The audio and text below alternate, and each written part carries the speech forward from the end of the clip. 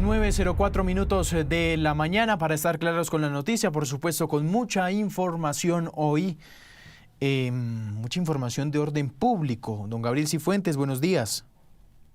Juan Camilo, muy buenos días para usted, para toda la audiencia y por supuesto para mi querido colega Eduardo que me habéis sentado. Eduardo, abrazo. Hola Juan Camilo, ¿qué tal Gabriel? Un feliz día, un feliz viernes para todos. Bueno, arrancamos con la liberación de los 33 soldados allí en el Cauca.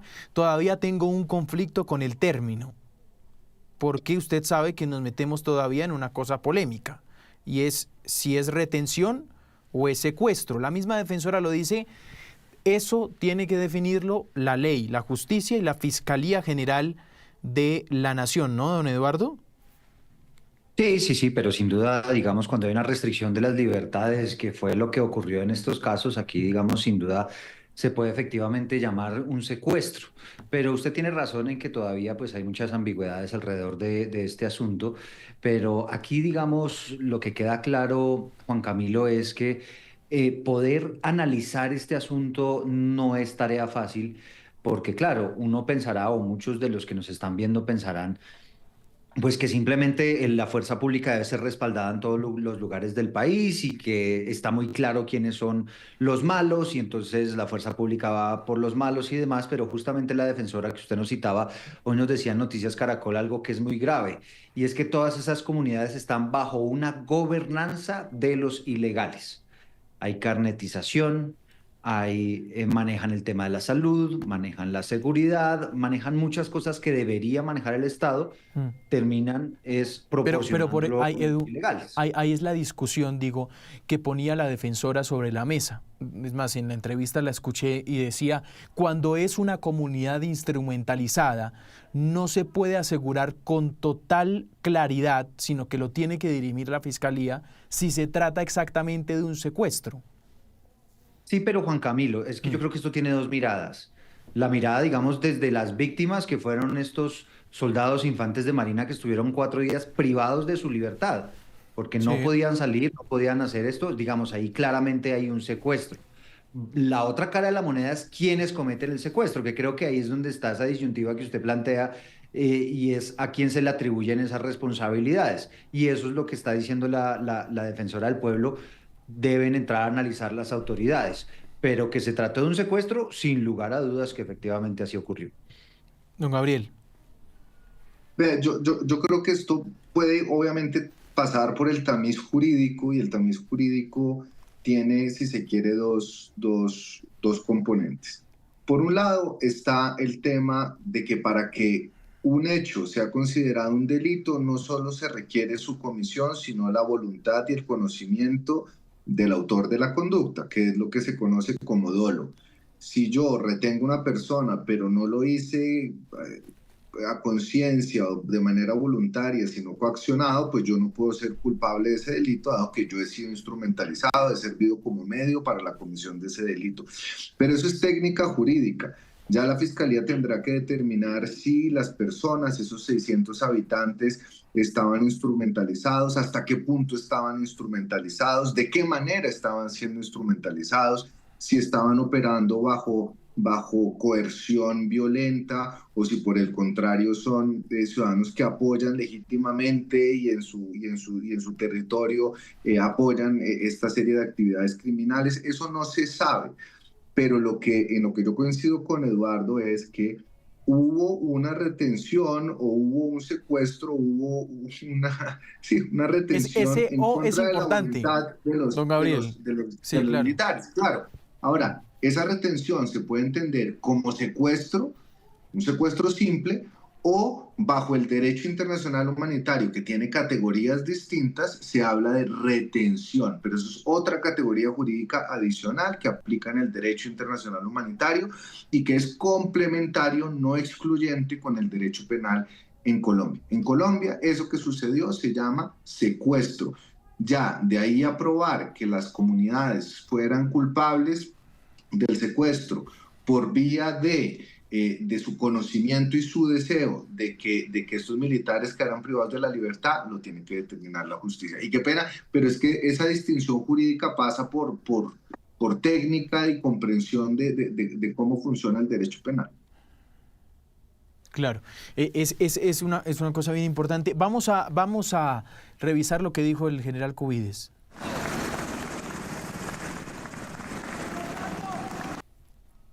Regresan como hombres de acero.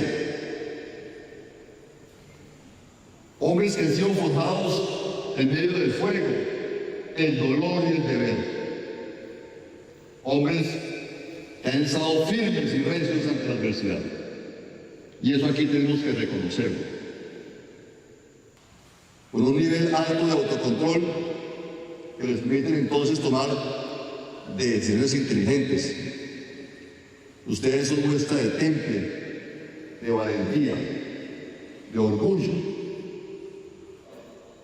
Ustedes fueron secuestrados, fueron ultrajados, fueron presionados, fueron restringidos de sus derechos, pero nunca fueron vencidos.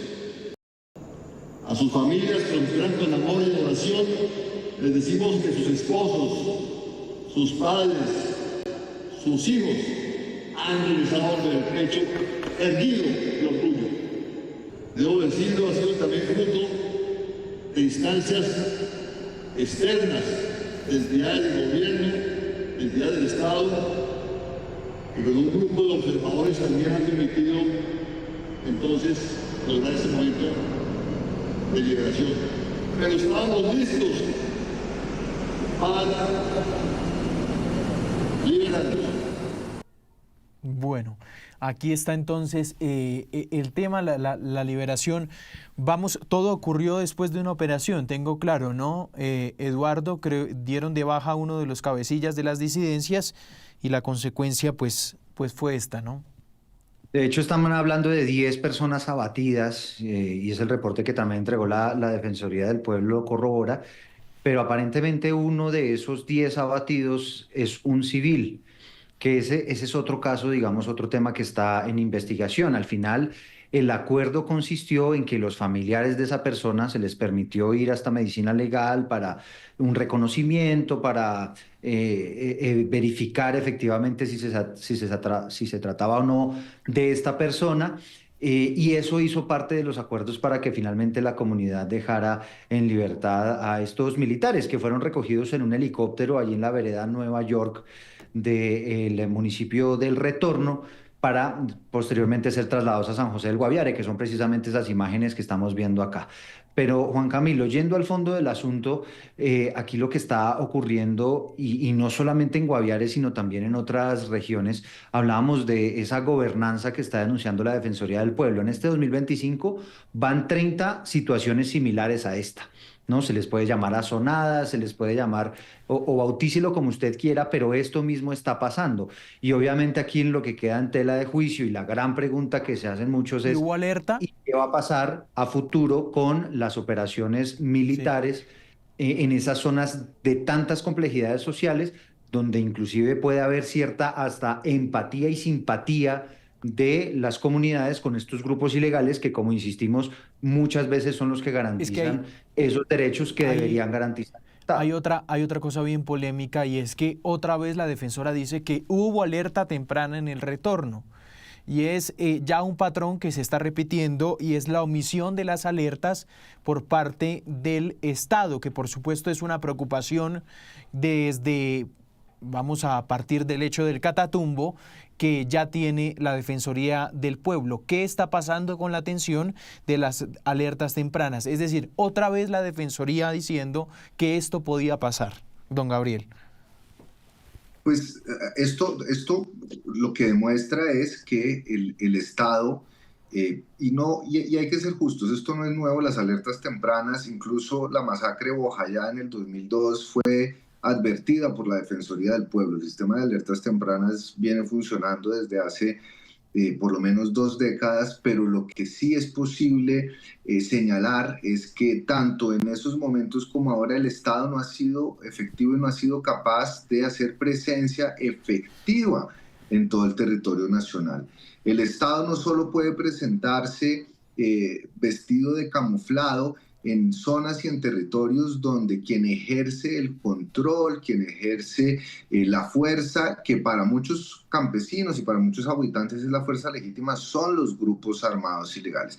Y lo que dicen estas alertas tempranas es muy importante. Fíjense que la defensora también señalaba que una de estas alertas tempranas tenía que ver con el fortalecimiento de las autoridades comunitarias en la toma de decisiones, porque ante la ausencia de políticas para fortalecer los mecanismos de participación y de gobierno en estas zonas, son los grupos criminales quienes están copando y cumpliendo esas funciones. Yo creo que es una tragedia, Juan Camilo, no solo que haya alertas tempranas calcadas de los peores años de la violencia en Colombia, sino que esas alertas tempranas no sean atendidas o no puedan ser atendidas porque demostraría la incapacidad y la debilidad del Estado para atender las necesidades que se repiten y se repiten en muchos territorios de nuestro país.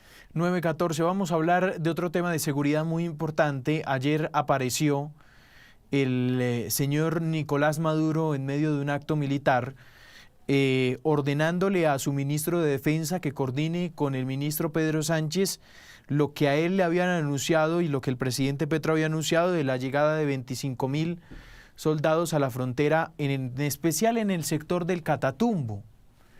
Esto, por supuesto, ha generado una polémica importante porque se hace, y a mí me parece, y ustedes me van a ayudar si quieren aportar más al contexto, maravilloso.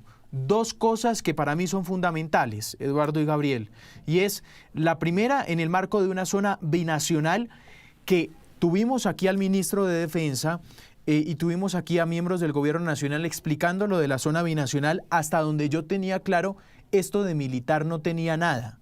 No era ningún acuerdo en materia de seguridad, sino era netamente un entendimiento comercial. Hasta ahí era donde íbamos en la zona binacional. Bueno, se hace en el marco de esta zona, ¿sí?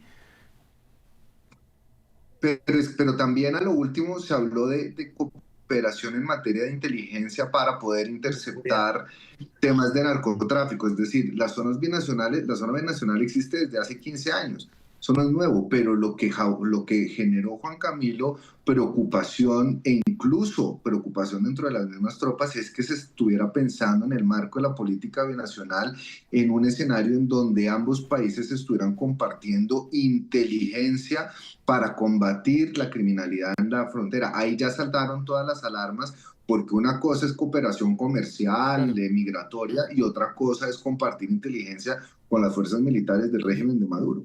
Y allá iba. Y entonces aparece este tema y aparece después esta militarización que primero la hizo Venezuela, recordemos, primero la anunció Venezuela y después aparece este anuncio.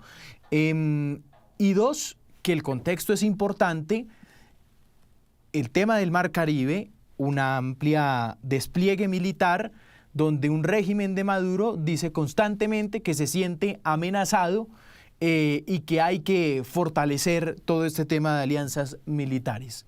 Son dos contextos que me parecen válidos para decirlo. Para aportar a este asunto, Juan Camilo, si le parece, y no sé si usted lo tiene a la mano ahí para mostrarlo en pantalla también, me gustaría que leyéramos textualmente el trino con el que el presidente Gustavo Petro hace el anuncio, porque creo que nos da luces del análisis y que es importante, porque no sé si hay cosas que puedan estar eventualmente mal escritas, que puede pasar, ¿no? Que haya tenido eventualmente el presidente algún tipo de... aquí se lo voy a mandar, Juan Camilo, para facilitarle la tarea. No sé si es que el presidente quizá cometió algunas dificultades o ligerezas, digamos, a la hora de escribir el trino, o si aquí tenemos que leer entre líneas. Dice lo siguiente: solicité la militarización de la frontera del Catatumbo del lado venezolano para lograr reducir al máximo las fuerzas de la mafia. He ordenado al ejército colombiano ampliar el número de efectivos en el Catatumbo colombiano. Y dice, tenemos 25.000 soldados en la zona. No es la tierra la que le gana a la mafia, es la coordinación entre los dos estados quien lo logra. Y aquí, no sé, Gabriel, usted cómo lo ve, y no sé si se trató, digamos, de un error de sintaxis o que no lo quiso decir así, pero la primera frase, solicité militarización de la frontera del Catatumbo del lado venezolano para lograr reducir al máximo las fuerzas de la mafia. No sé si el presidente se está refiriendo a que hubo una solicitud a Maduro para que enviara tropas también a la frontera, o si se está refiriendo a que eventualmente militares colombianos puedan estar yendo y viniendo a territorio venezolano, que ahí es donde yo me cuestiono, digamos, en los No, alcances de lo que sería esta zona binacional, ¿no? entiendo la primera interpretación, es decir, porque en una es he solicitado y en la otra he ordenado. ¿A quién se le solicita? Al gobierno venezolano. ¿Qué se le solicita? Que se militarice el Catatumbo por el lado venezolano, con las tropas venezolanas, y por su parte ha ordenado a las fuerzas militares de Colombia que ocupen el territorio del Catatumbo del lado colombiano para hacer una especie de efecto tenaza en donde la coordinación militar de un lado y del otro de la frontera pueda ser efectiva. Pero esto, nuevamente, Eduardo y Juan Camilo nos pone en el mismo escenario que muchos expertos estaban alertando, y es la comprobación de lo que trató de negar el ministro de Defensa, aquí incluso en varios espacios en Caracol, diciendo que aquí no iba a haber una cooperación militar. Y esto, este trino, lo que sí permitiría entender es que se está avanzando en esa vía. Es decir, que haya una cooperación militar en la zona de frontera. Y entonces nosotros no podemos, en materia de seguridad nacional, estar simplemente tratando de interpretar un trino, sino que se exige que haya claridad de si ha habido conversaciones entre los dos gobiernos, si ha habido una estrategia de combinación de articulación de las fuerzas militares, en qué términos, hasta qué punto, bajo qué condiciones, persiguiendo qué objetivos. Creo que aquí, como muchas cosas en este gobierno, se quedan en un trino, se quedan en el aire, pero los ciudadanos tienen el derecho de saber cuál es el alcance y si existe un acuerdo militar en ese sentido. Ahí Exactamente. solo La para otra pregunta complementar, es si la Juanca, orden ya llegó a la cúpula, ¿no? sí, aquí solo para Militar. complementar esto que nos estaba diciendo Gabriel, digamos, sería distinto si se hace este mismo anuncio con Perú, con Ecuador, o ahora que estamos hablando de esa alianza, digamos, o de esta zona binacional con Venezuela, Pero, evidentemente pues surgen unas mayores suspicacias. Y aquí, digamos, el contexto, Gabriel, solamente una pequeño aporte, y es, recordemos que se está acusando de que el gobierno de Nicolás Maduro, el propio Nicolás Maduro, es la cabeza de un grupo narcotraficante, que es el Cartel de los Soles. Y evidentemente usted piensa de ahí para abajo, pues si digamos la cabeza del gobierno está metido en semejantes líos de acuerdo con las autoridades de los Estados Unidos, evidentemente eso hace que cuando se hable de estas zonas binacionales, la movilización de tropas y un supuesto combate contra el narcotráfico en la zona de frontera, pues evidentemente se llene de suspicacias, Gabriel. pero yo le sumo otros dos factores, Eduardo, a lo que usted muy claramente ha señalado. El primero, ¿Colombia reconoce el gobierno de Maduro, sí o no? ¿Al fin lo reconoce o no? Porque hasta El donde canciller nos dice que no. quedamos estaban dispuestos, porque frente a su pregunta, ¿pasaría lo mismo con Perú y con Ecuador? Pues, pues no, comenzando por el hecho de que no es claro si nosotros reconocemos el gobierno de Maduro. Una cosa es tener relaciones consulares y diplomáticas y otra cosa es establecer estrategias binacionales de defensa con un gobierno que no se reconoce y que Estados Unidos señala incluso de ser un gobierno mafioso, Sí. como usted lo decía, la cabeza del cartel de los soles. El segundo elemento de contexto que yo creo que es importante y no es menor es que hay un despliegue de tropas en el Mar Caribe al frente de Venezuela, y justo en este momento el presidente Gustavo Petro anuncia que va a haber un acuerdo de cooperación militar binacional. Es decir, uno cómo interpreta esto en un contexto en donde hay un riesgo de que entre Estados Unidos, así sea lejano, pero pues están todos los buques y los submarinos están en las costas venezolanas, y en este momento Colombia anuncia un acuerdo militar de fronteras con Venezuela. Entonces, ¿qué quiere decir? Que en el evento en el improbable evento que Estados Unidos tomara una acción militar con Venezuela, Colombia entraría a respaldar a Venezuela. Claro. Ese es un Claro. elemento, Pues- son dos elementos de contexto importantes. Mientras tanto, precisamente que sobre esa operación en el Mar Caribe, tenemos a nuestro periodista Juan Camilo Merlano desde Washington. Juan Camilo, lo último, por supuesto, tiene que ver esta declaración de la secretaria de prensa de la Casa Blanca, que desde ayer están citando varios medios internacionales. Fue una respuesta a su pregunta precisamente sobre el tema Venezuela. Si uno une la primera parte con la segunda parte, con la última parte de la respuesta de la secretaria de prensa, pues me parece que aquí nada más ligar un despliegue militar con la posición que tiene Maduro ante la justicia estadounidense, creo que ahí hay algo que por supuesto llama la atención, Juanca. Sí, esa declaración de Caroline Leavitt alborotó el avispero un poco, puso el tema aquí, por lo menos en medios gringos, en el spotlight, como le dicen aquí, y lo digo porque ha habido una serie de artículos publicados en las horas posteriores. Hay uno que me llama muchísimo la atención, y es del portal Axios. Este es un medio relativamente nuevo, no es tradicional, pero ellos tienen la particularidad de ser artículos cortos, pero muy nutridos de información, de detalles importantes. Este es un artículo largo y más nutrido de información. Este artículo de Axios cita a unos 3, 4 funcionarios de la administración Trump. Dice que, bueno, que esta diplomacia cañonera de Trump, o de botes y cañones por parte de Trump, que despierta muchas preguntas de una posible confrontación militar con Venezuela. Dice que nunca antes Estados Unidos había estado tan cerca de un conflicto armado con Venezuela como en estos momentos, con este despliegue militar y también con la recompensa en contra de Maduro por $50 millones. Cita a estos funcionarios, uno de ellos dice que esto es totalmente lucha antinarcóticos, esto es 105% sobre la lucha contra los narcoterroristas, pero si Maduro termina saliendo del poder, nadie va a llorar. Dice, por ejemplo, otro funcionario que esto podría ser un Noriega parte 2, haciendo referencia a la extracción de Manuel Noriega en 1989. Otro funcionario de la administración también dice que el presidente lo que pidió fue tener en la mesa todo el menú de opciones y que en última instancia será su decisión y únicamente su decisión qué tipo de medida toma, pero que en todo caso Maduro debe estar, abro comillas, debería estar defecando ladrillos en este momento. Otro funcionario dice que dejar a Maduro en el poder es como dejar a Jeffrey Epstein al frente de una guardería infantil.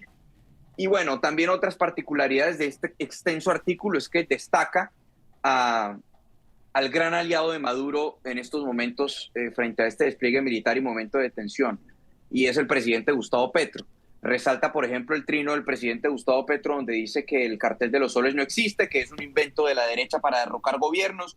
Dice que el presidente Petro amplificó en las últimas horas una noticia de un medio ruso, que si no estoy mal es Sputnik, donde dice que Estados Unidos lo que quiere es ir tras el petróleo de Venezuela. En fin, es el gran aliado de Maduro sobre el cual la prensa gringa está poniendo los ojos en este momento. Y también en otros apartes, este artículo lo que dice es que la esperanza de la administración Trump, si bien ellos ven poco probable que vaya a haber algún tipo de acción militar de manera privada, lo que ellos esperan es que Maduro o haya una insurrección, que alguien lo entregue en el interior motivado por ese tipo, por la presión y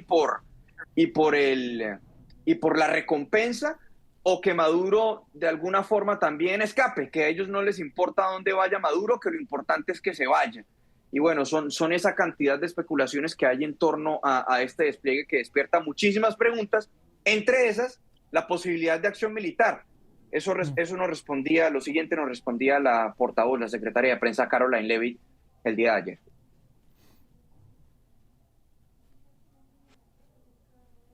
¿Está considerando el presidente Trump lanzar ataques militares contra instalaciones militares en suelo venezolano? No me adelantaré al presidente en cuanto a acciones militares. El presidente está preparado a utilizar todos los recursos de su poder para detener la entrada de drogas en nuestro país y llevar a los responsables ante la justicia. Bueno. Allí decía acto seguido que Maduro no es el presidente legítimo de Venezuela, sino el cabecilla de un grupo narcoterrorista como lo es el Cartel de los Soles. Entonces, esa es la línea de la Casa Blanca frente a este despliegue y frente a esta situación.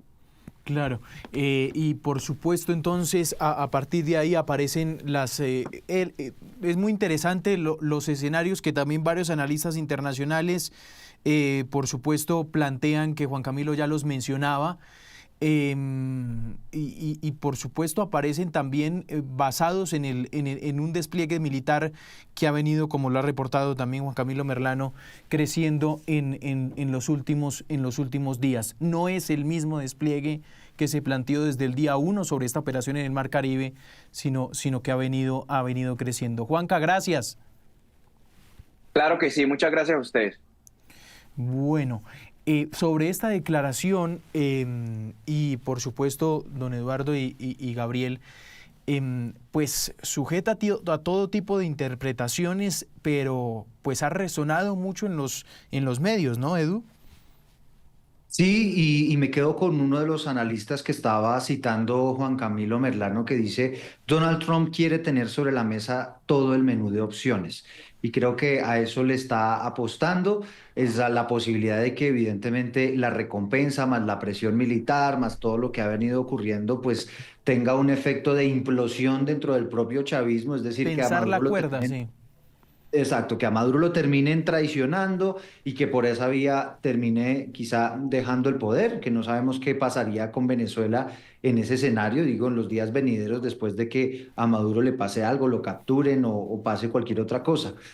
Pero esa puede ser una opción, pero fíjese que la propia vocera de la Casa Blanca tampoco descarta una acción militar. Es decir, aquí estamos ante una gigantesca incertidumbre. Al final creo que ese es el juego de Estados Unidos, ¿no? Mantener todas las cartas sobre la mesa para que eso pueda ejercer aún más presión sobre Nicolás Maduro. Y lo que sí pienso indudablemente, Juan Camilo, y esto quizá ya lo hemos dicho estos días que hemos analizado este tema, es que aquí se la están jugando el todo por el todo. Aquí lo que está en riesgo es que si hacen semejante movilización de tropas y de flotas en el Mar Caribe y el régimen se queda y no pasa nada, creo que aquí, digamos, sería una enorme victoria para Maduro y casi que una condena a los venezolanos de tenerse que quedar por muchos años con ese régimen todavía en el poder.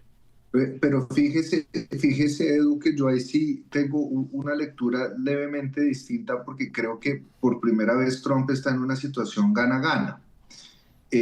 Ha quitado la presión, porque ¿a quién no hemos visto en estos días? A Rusia. Rusia, que era un aliado de Maduro, un analista, colega mío, me decía: vea, es que si Rusia se mete aquí, estamos reviviendo nuevamente la crisis de los misiles y vallacochinos, en fin, estaríamos reeditando los capítulos más lamentables de la Guerra Fría. Pero eso por ahora no está pasando. Rusia está concentrada en un posible acuerdo por tierra con Ucrania. China está concentrada en los temas arancelarios. O sea, por primera vez los grandes aliados de Irán, ni decirlo, ha recibido golpes por parte de Estados Unidos e Israel. Es decir, los aliados históricos de Venezuela están por fuera del mapa, están ocupados. Y Trump no ha dicho yo voy a atacar, no ha dicho cuál es su interés. Su único interés es combatir contra los carteles de la droga. Si logra reducir 5%, 10%, 15% la entrada de droga a Estados Unidos por esa vía, ya es ganancia.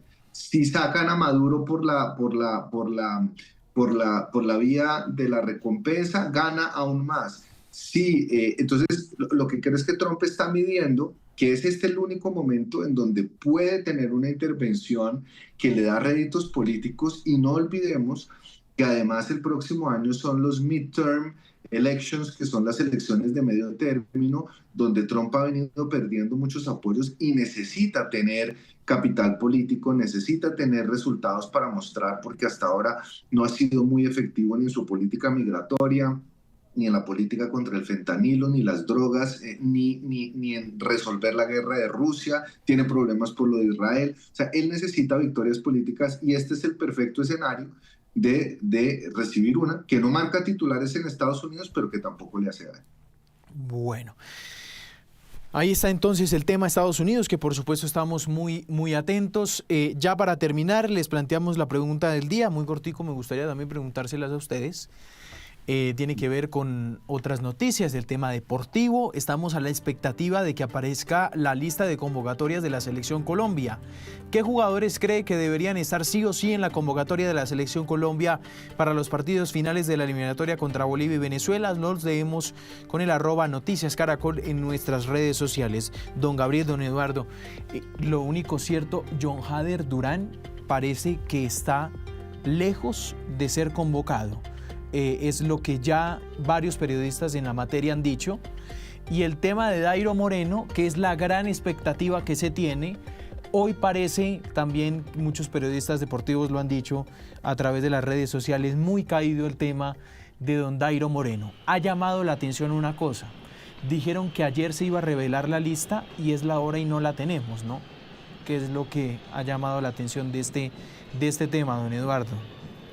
Sí, pues mire, llama la atención porque es un momento, digamos, interesante frente a lo que está pasando en el fútbol colombiano, porque por primera vez, digamos, uno podría decir que las otras convocatorias estaban de alguna manera cantadas, uno ya más o menos podía saber quiénes eran los que estaban en la mira de la dirección técnica, pero creo que en esta oportunidad, y usted ya lo mencionaba, hay unas coyunturas distintas que nos pueden hablar de sorpresas en la convocatoria, tanto por quienes no son convocados como por quienes sí. Pero para responderle la pregunta que le están haciendo a nuestros televidentes ahí en Noticias, en @Noticias Caracol, para mí los que deberían ser inamovibles son dos que juegan en Inglaterra y que la están rompiendo, el señor Jefferson Lerma y el señor Muñoz, que me parece que son jugadorazos y que son fundamentales para la selección.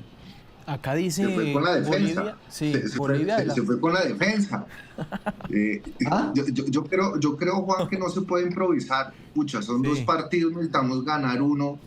Venezuela don siempre, Gabriel. Si no clasificamos, Venezuela es una nos da tragedia siempre total. dolores de cabeza. Claro. Sí. O sea, es decir, aquí no se puede poner a improvisar Lorenzo para hacerle... O sea, es decir, aquí tiene que tener un equipo que meta 10 goles en las próximas convocatorias. Pero fíjese una cosa, usted hablaba de John Hader Durán y a mí me recuerda tanto un jugador italiano que se llamaba Mario Balotelli, de una dote extraordinaria, un jugador técnico, un nato, pero tenía problemas de personalidad, o sea, es decir, era un rebelde nato y terminó sin pena ni gloria. Y ojalá que John Hader Durán, que obviamente está pasando por un tema más muscular que otra cosa, no caiga en ese hoyo, digamos, de prepotencia, de inmadurez, que muchas veces contamina jugadores que son brillantes. Yo a John Hader Durán lo dejaría por fuera mientras madura un poco. Se recuperó Duván Zapata, Arias está jugando muy bien, James no juega mucho en México, pero cada vez que se pone la tricolor la deja toda en el campo, y Luchito Díaz sí no puede faltar la clasificación. Pues vamos a ver entonces la expectativa por esta fecha de eliminatorias, que por supuesto ustedes lo van a vivir aquí por la pantalla del Gol Caracol y Caracol Televisión. Y en Ditu también vamos a tener todos los partidos allí en Ditu, van a activar por supuesto los canales alternos. Gabo, Eduardo, abrazo, gracias.